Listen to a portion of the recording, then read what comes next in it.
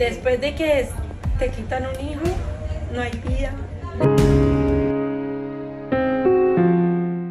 Progresar para algunas personas se ha vuelto prácticamente en un delito y ese fue el caso de una familia en Yotoco, Valle del Cauca, donde la orden que habían dado era que cada fin de semana tenían que eliminar a un integrante de la familia hasta terminar con todos. Pero ¿quién y por qué habían dado esa orden? Aquí les contamos esa historia completa. En el tranquilo municipio Yotoco, Valle del Cauca, Colombia, en el año 2020, el deceso de Gilbert Steven Cabal conmocionó a sus habitantes, pero el objetivo no era solo Steven. El plan involucraba a otras personas como víctimas, entre ellas doña Marleni, madre de Steven, y don Germán Gallego, padre del mismo.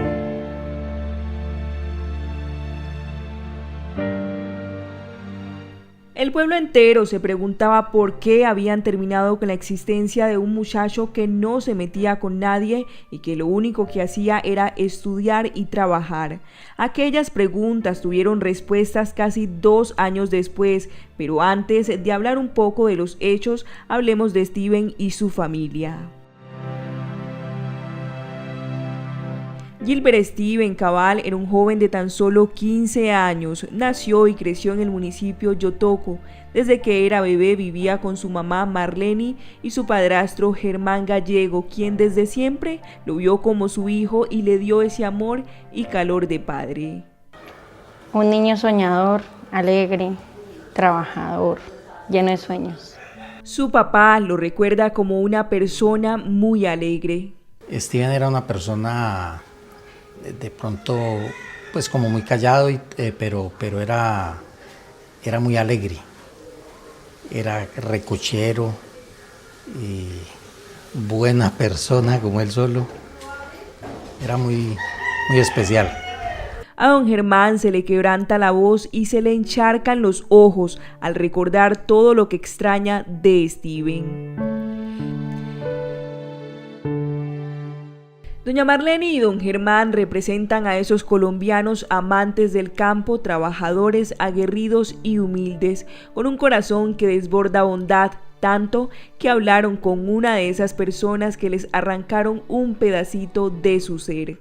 Entonces pues Dios sabe cómo hacer las cosas y él será el que los juzgue y el que si los van a perdonar pues será él el que los perdone, pero de mi parte pues como le digo, no tengo rencores, pero pues perdón tampoco.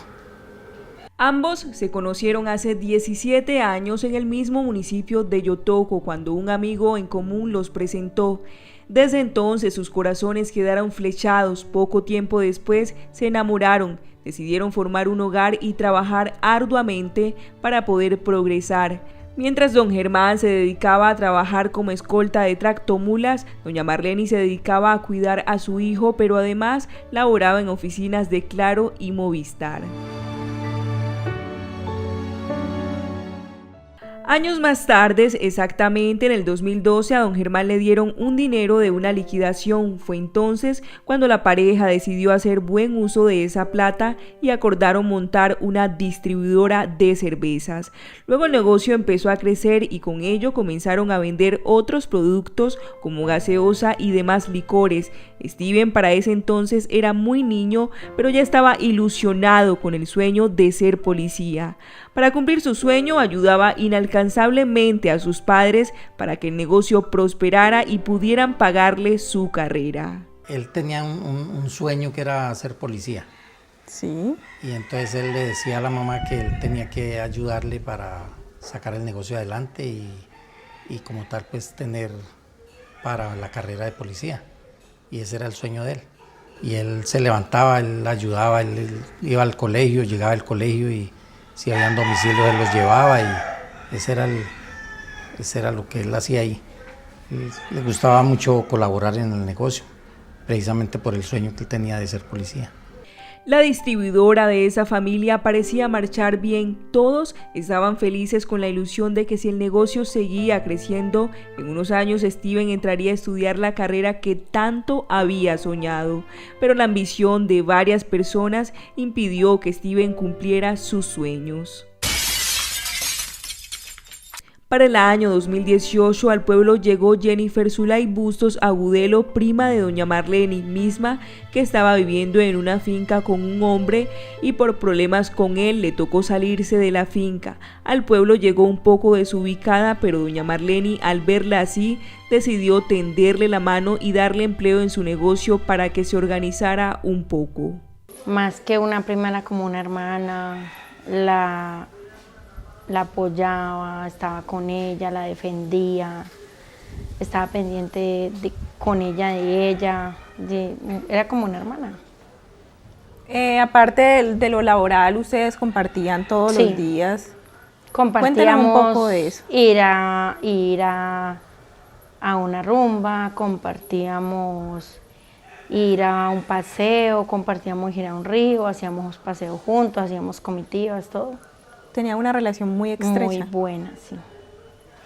Que nunca imaginaría uno algo así. Jennifer Bustos, acompañada de su pareja sentimental Alejandro Garcés y su entenado Joiner Garcés, vivían a tan solo 4 casas de doña Marleni. Mientras Jennifer trabajaba en la distribuidora con doña Marleni, Alejandro Garcés, su pareja sentimental, trabajaba construcción. Así, de manera pacífica, pasaron los años hasta el martes 11 de agosto de 2020. Era un día normal para esa familia. Aquella mañana doña Marleni salió a entregar algunos pedidos al pueblo, mientras que don Germán salió a hacer algunas entregas a un caserío llamado Media Canoa, muy cerca de Yotoco. Por su parte, Steven fue al colegio en horas de la mañana y al mediodía regresó a casa. Don Germán fue la última persona cercana que lo vio con vida. Recuerdo que ese día yo almorcé y me acosté a reposar. Y cuando teníamos la pantalla de las cámaras de seguridad en la pieza, y cuando lo vi por las cámaras, lo vi que llegó. Ingresó a la casa y subió las gradas al segundo piso donde él tenía la habitación, y al momentico bajó, sirvió café y tomó. Entonces yo le dije: papi, ¿tiene mucho domicilio? Y me dijo: sí señor, hay harto domicilio. Voy a llevar uno que está afuera en la calle para que me rinda, porque a las 4 de la tarde voy a ir a caminar a la loma. Ya mi mamá me dio permiso, entonces voy a hacer eso rápido para desocuparme y poder ir a la loma.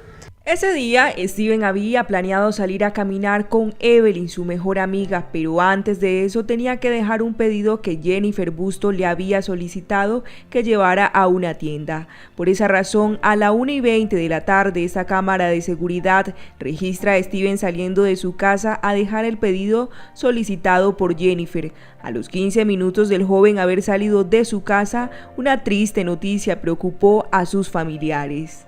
Yo creo que han pasado por ahí unos 15 minutos y me llamó mi esposa y me dijo que me estaba muy asustada, me dijo que el niño se había accidentado.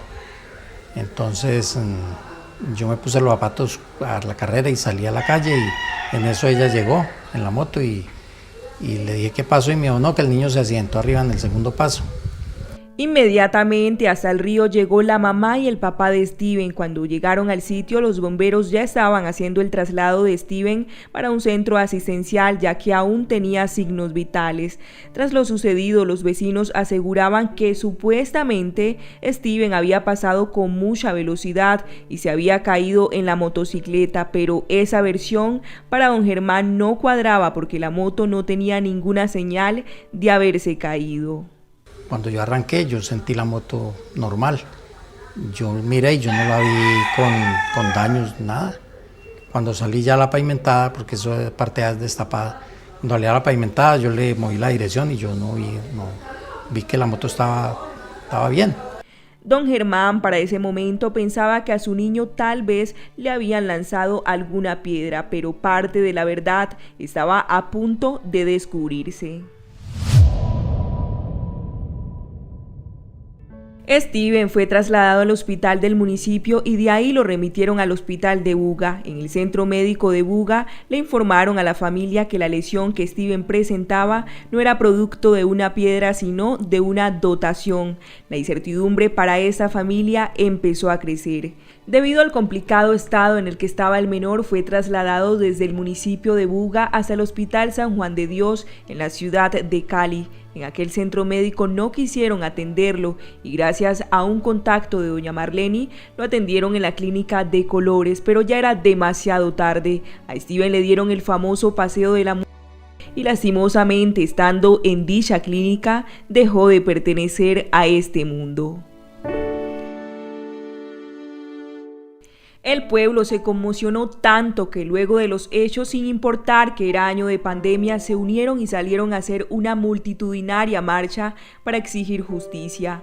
Marcha que terminó en el lugar donde fue encontrado Steven. Ahí ofrecieron una recompensa para quien diera información de lo sucedido. La estrategia funcionó y fue así como dieron con el autor material. La parte más asombrosa de esta historia estaba por conocerse: quiénes eran los autores materiales e intelectuales y por qué habían terminado con los sueños de Steven. Acompáñenme a ver la segunda parte de esa historia titulada Confianza Perdida. Al autor material esta vez le cambiaremos el nombre y no mostraremos su imagen por su seguridad. La muchacha me llegó a mi negocio y le dijo a una persona que había ahí que me necesitaba porque ellos me iban a contar quién había sido. Entonces yo la atendí, claro, pues se me hice buscar quién era. Yo la atendí y ella me dijo, vea, yo sé porque yo estaba ahí sentada, cuando pasaron pasó así, así, así. Y llamamos a la fiscalía y de una le tomaron todos los datos y empezaron a corroborar con lo que todo el mundo murmuraba y obviamente sí. Y también había un video en ese barrio, en el barrio había un video donde sí se vio mucha cosa, se veían pruebas. ¿Qué se veía en el video? Cuando el niño entró al barrio, se ve cuando el muchacho se sienta en el quicio de una puerta y espera que el niño se devuelva y él mismo se fue. O sea, él esperó, corroboró que el niño sí estuviera ahí. Con esa información, la Fiscalía generó una orden de captura en contra de Julio, autor material del hecho. Al ver que la comunidad salió a exigir justicia, Julio se llenó de temor y no terminó de hacer el trabajo que le habían ordenado. Por esa razón se fue a esconder a la ciudad de Cali. Pasó 1 año y 5 meses y nadie sabía el paradero de ese sujeto. Pero un día la luz de justicia se avivó para esta familia. El 9 de enero de 2023, en medio de un retén policial en la ciudad de Cali, el autor material fue detenido por las autoridades cuando revisaron su cédula y notaron que en sus antecedentes tenía una orden de captura por lo ocurrido con Steven. Con la captura del sospechoso, a doña Marleni algo le inquietaba y quería saber por qué este hombre, que había visto muy pocas veces en el pueblo y con el que nunca tuvo problemas ni contacto, había terminado con la luz de su hijo. Así que tomó una decisión que la embarcaría en búsqueda de la verdad y la justicia. ¿Por qué razón decide usted buscar al autor material de este hecho? Cuando a él lo capturaron, yo empecé a buscar de alguna manera una respuesta, porque era el único que sabía por qué había pasado las cosas. Buscando saber el trasfondo del hecho, según doña Marleni, acudió a la pareja sentimental del autor material para que le ayudara a tener contacto con él, pero para aquel momento eso no fue posible porque la mujer se negó. Luego acudió al fiscal para que la llevara a hablar con el mismo personaje, pero supuestamente el fiscal se negó, diciéndole que dejara de buscar la verdad, ya que todo estaba claro. Pero un día una llamada desde la cárcel daría inicio a la verdad que doña Marleni tanto había buscado. Yo volteé tanto hasta que llegué al punto donde ya logré que él hablara conmigo. Le supliqué que por favor me dijera la verdad. El Señor me decía que sí, pues que lo perdonara, que él se sentía muy mal por lo que había hecho. Y yo le dije que pues que eso no tenía razón de perdón, pero que si querían algo aliviar el dolor que nos había causado, me dijera quién y por qué lo había hecho. ¿Qué le confesó el señor? Él no, se demoró por ahí 2 meses en decirme. Ya de tanto yo decirle que por favor me dijera, llegó un día, me llamó y me dijo que él no podía más con la verdad, que él ya no podía más con eso, que él me iba a mandar el confieso con el abogado de él. Entonces el abogado empezó a titubear con la información y nada que me la entregaba. Y yo llamé al muchacho y le dije, venga, pues si usted ya la envió, dígamelo usted, porque este señor no se reporta. Entonces él empezó a decirme, me dijo, vea, eso fue su prima, con el marido, con el hijastro. Aunque para ese momento ya doña Marleny sabía toda la verdad, se negaba a creer lo que le habían dicho y aseguraba que aquella persona solo quería hacerle más daño a ella y a su familia. Pues obviamente yo no le creía y empecé a hacerle preguntas. Después que una de las personas involucradas confesara que Jennifer Zulay, prima de doña Marleny, había planeado todo para quedarse con su negocio, con esa confesión un poco más detallada y profunda, doña Marleny y don Germán recordaron que un día antes de los hechos, la prima de ella, es decir, Jennifer, había llevado a guardar una dotación a la casa de doña Marleny. En la mañana del 11 de agosto, un día antes de los hechos, la mujer solicitó la dotación. A raíz de ese recuerdo, doña Marleny le preguntó al autor material que quién le había dado la dotación para que terminara con Steven, y ese respondió que había sido Jennifer Bustos. ¿Cuánto le pagaron? ¿De dónde sacó la? ¿Usted qué era? Y él me dijo, vea, me la llevó el hijastro de ella, me la llevó con 700.000 pesos, que era lo que me daban para ir a hacer eso. Para iniciar, porque le iban a dar 2 millones de pesos. Y pues yo recibí, cuando él le pregunté, bueno, ¿qué era? Con las características dadas por el autor material para doña Marleny y don Germán, ya no habían dudas que Jennifer había planeado todo contra su familia. Con la absoluta verdad en sus manos, doña Marleny se soltó a llorar, pues no podía creer que la misma persona a la que ella le tendió la mano muchas veces y la veía como una hermana, pudiera ser la culpable de la tristeza más grande que hoy la embarga.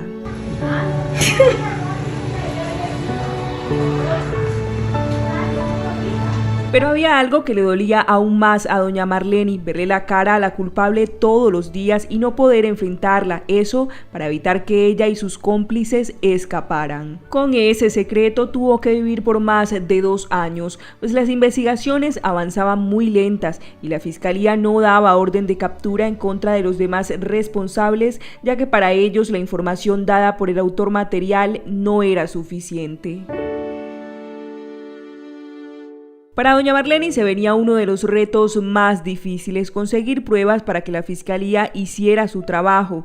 Entonces le pidió el autor material que le ayudara a hacer justicia y que consiguieran pruebas para enviar tras las rejas a Jennifer Bustos, Alejandro Garcés, pareja de Jennifer Bustos, y Joyner Garcés, entenado de Jennifer, ya que todos tres habían planeado terminar con la familia de doña Marleny para quedarse con su negocio. El autor material aceptó la propuesta y empezó a enviarle a doña Marleny todos los audios y conversaciones que tenía con Jennifer Bustos.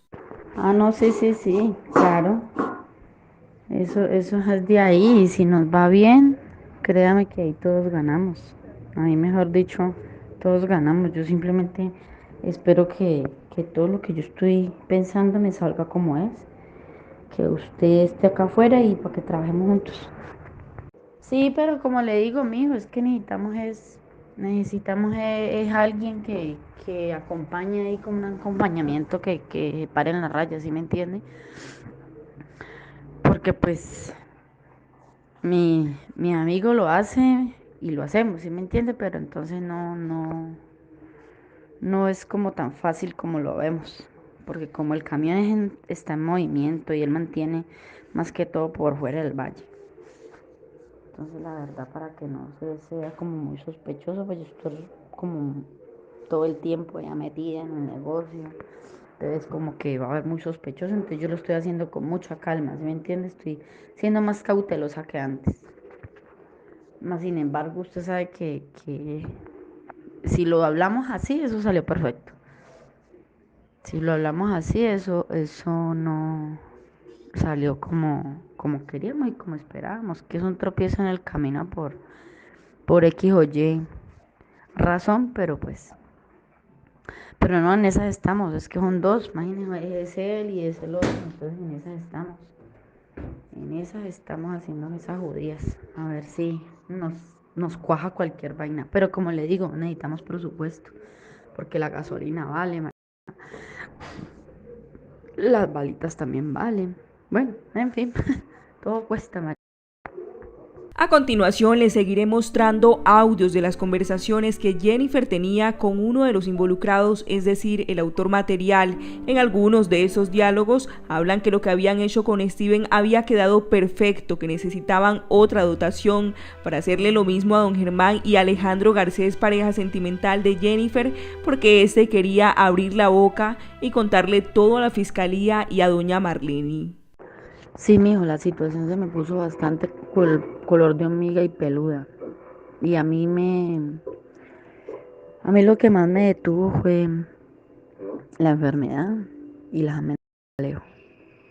Que me mucho, se me paraba a veces acá en la puerta, afuera en la casa. O a veces cuando estaba trabajando en la Marlene se paraba al frente. A decirme que ella iba a ir a hablar con ella y que no sé qué. Entonces, sí me entiende, yo he vivido una vida de tormento. ¿Y usted tiene cómo conseguirlo? O sea, un contacto pues que me dé para ver cómo me lo consigo. A ver si me puedo conseguir la liga y conseguírmelo, porque eso es lo que me hace falta. Porque yo ya tengo todo cuadrado, lo único que me hace falta es eso, patotearlo. Debido a esos audios, la pareja de esposos empezó a cuidarse, pero aunque se cuidaban a don Germán, intentaron ultimarlo en varias ocasiones. Afortunadamente no pudieron, pasaba el tiempo y la justicia terrenal no llegaba por completo, hasta que un día la justicia divina llegó. Con el pasar del tiempo, Jennifer empezó a tener problemas psicológicos por los constantes chantajes que le hacía su pareja. Incluso empezó a consumir sustancias y cuentan que Steven no la dejaba tranquila y la asustaba en cualquier momento. Poco a poco, Jennifer empezó a quedar prácticamente loca y a andar con personas de dudosa procedencia. El 22 de diciembre de 2022, Jennifer fue enviada al otro mundo cuando recibió 6 impactos. Según las investigaciones, la orden la dieron las mismas personas con las que ella andaba por un dinero que ella les había hurtado. Con el deceso de Jennifer, la fiscalía pudo revisar su celular y encontró pruebas como audios que la vinculaban a ella, a su pareja sentimental y a su entrenado en lo ocurrido con Steven. De tanto doña Marlene insistirle a la fiscalía para que capturaran a los demás responsables, finalmente dieron orden de captura en contra de Alejandro Garcés y Joyner Garcés. El 22 de septiembre de 2023, agentes encubiertos pudieron capturar a los 2 autores intelectuales que quedaban. Mientras que Jennifer, la principal encargada de orquestar el plan con esa familia, terminó sin signos vitales, el autor material fue condenado a 26 años de prisión por haber colaborado con la justicia. Por su parte, Alejandro Garcés y Joyner Garcés, quienes ayudaron a Jennifer a planear todo, están esperando su condena en un centro de reclusión del Valle del Cauca. La familia de Steven espera que no queden en libertad por vencimiento de términos y que paguen por el daño que les causaron. Pues como ya la fiscalía sabe que eso iba para mi esposa y para mí también, entonces pues si los llegan a dar libres, nosotros vamos a estar nuevamente en peligro. Entonces lo que deben de hacer ellos es condenarlos. Tiempo después de los hechos, el papá biológico de Steven terminó con sus sueños porque no soportó haber perdido a su hijo.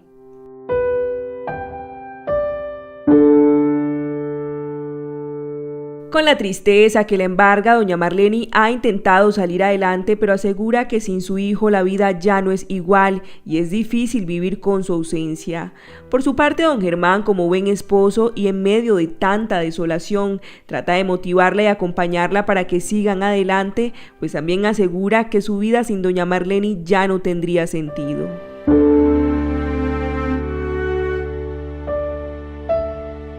La alegría de mi hijo era única. Mi hijo era la alegría de la calle, del negocio, de la cuadra, de la casa, de la familia. Él era pues para mí era todo. Yo digo, se me llevó el corazón, el alma, yo creo que ya queda uno seco por dentro. Después de eso, ¿qué hay? Vivir porque Dios te dejó aquí y superarte porque Él era un berraco. Él era una persona que tenía sueños, metas, y uno sigue porque toca, pero en ocasiones no porque quiera.